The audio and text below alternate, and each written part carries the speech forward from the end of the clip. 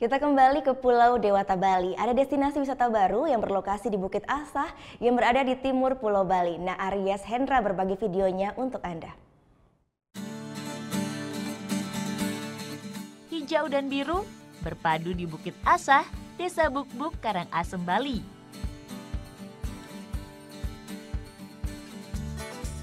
Sesuai namanya, Bukit Asah berarti bukit yang memiliki dataran. Rerumputan yang luas jadi alas favorit pengunjung untuk menikmati lukisan alam di Bali Timur ini.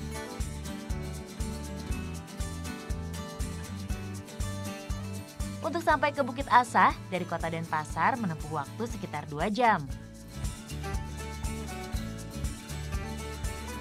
Pemandangan matahari terbit selalu ditunggu pengunjung Bukit Buk-Buk.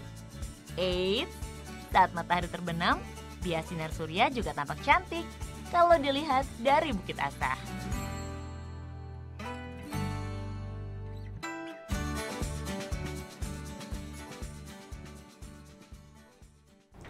Thank you. Udah selesai nonton beritanya? Jangan pergi dulu dong. Subscribe dulu dan nonton tayangan lainnya di sini. Subscribe, nonton lagi. Subscribe, nonton lagi. Kak.